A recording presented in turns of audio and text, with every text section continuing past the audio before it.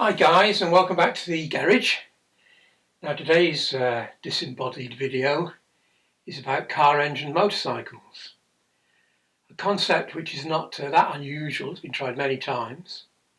In fact, while I was doing this video, I remembered that when I was about 12, 13, so a long time ago, there was a guy 2 doors down from us, whose name was Norman, I seem to remember, who built himself a Norimp, so a Norton featherbred frame with a Hillman imp engine in it as a solo, and I remember him riding it back and forth to work for some considerable time.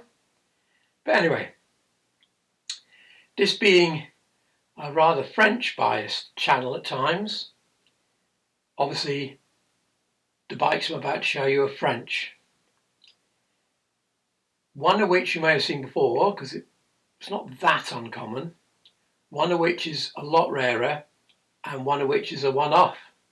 So let's get started with one called the BFG.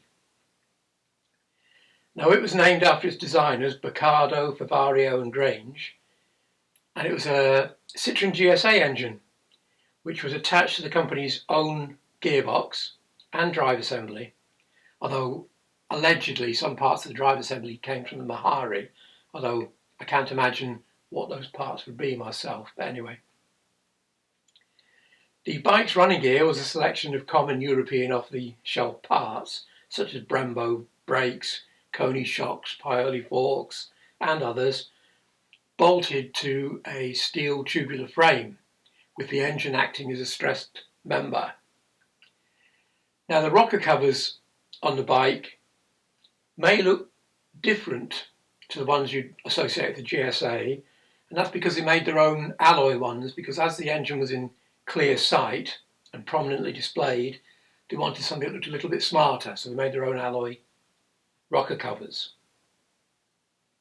Unusually, the bike featured an in-tank petrol pump, which is unusual for the time. This is, we're talking about very early 1980s, 1981 or so, because the tank, in inverted commas, that you can see was a dummy, like the original Honda Goldwing. The petrol tank itself was mounted low down in the frame, which is why they required a pump. The bike was pretty heavy. It was about 300 kilograms on the road, so beefy, and it would only just about break a ton. But according to test reports at the time, or test report, because I think there's only one, it apparently handled very well, and as a lazy, long-legged type tourer, it was as good as many of the rivals at the time. Now, the plan had been to sell it to government agencies, but only 14 or so from the original run actually ended up on the road with the police and the gendarmerie. Their response to the bike was sadly underwhelming, so the lucrative government contracts that the company was relying on weren't forthcoming, which basically killed the whole project off. About 400 were made in the first year, so a reasonable amount, before MBK, who were Motorbacane, but by that time taken over by Yamaha, they took over production and another 150 were made, but over 4 years, so pretty slow. Some of the later ones ended up with the custom service of Douanier, but again, the response was poor and there was never going to be enough sales to warrant production continuing, so it stopped. Now, Mr. Baccardo, having lost his job with BFG, decided that there was still a market for a car engine bike that you could sell to the government, and hence we move on to our second bike, made by a firm called MF, Motor Française, which he set up to make it, and this one is much, much rarer. Once again, the Citroën came from a Citroën.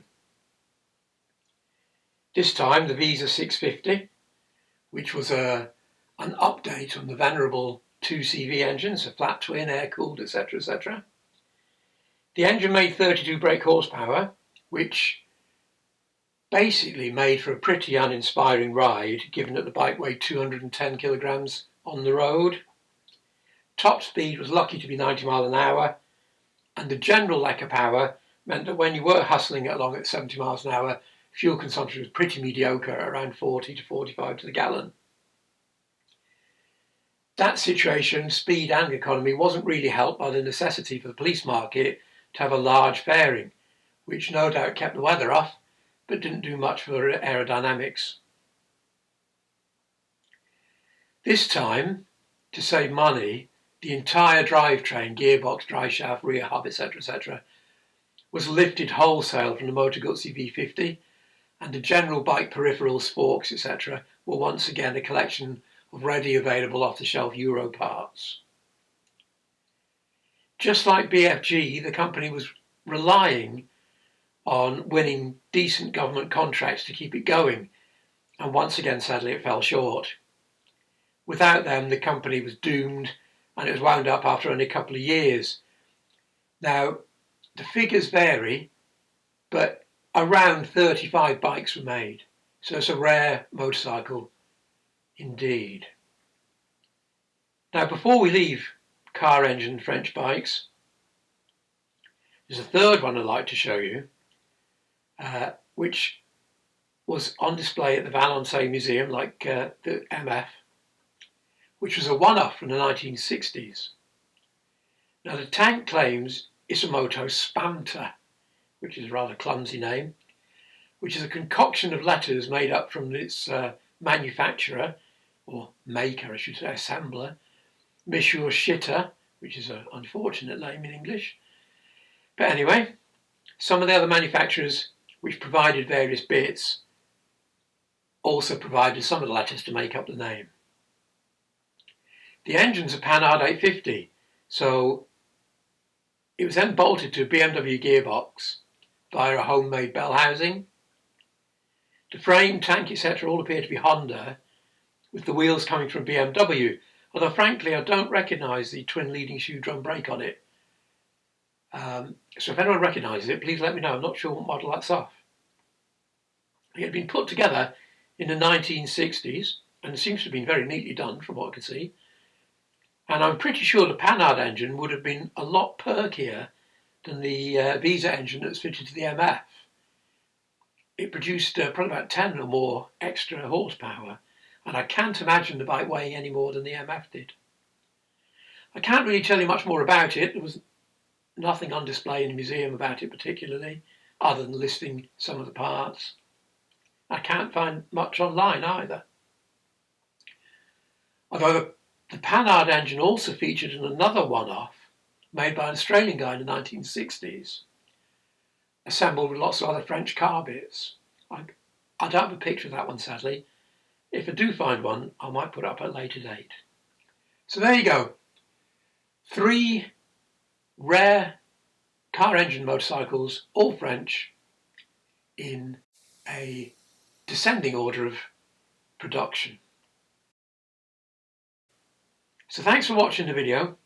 If you do ever get a chance to visit the museum at Valençay, which is just south of the Loire River, it really is well worth it. It's small, but it's got some cracking exhibits and has a rolling schedule of unusual cars and vehicles. So definitely worth a visit. So thanks for watching, and call back to the garage again soon.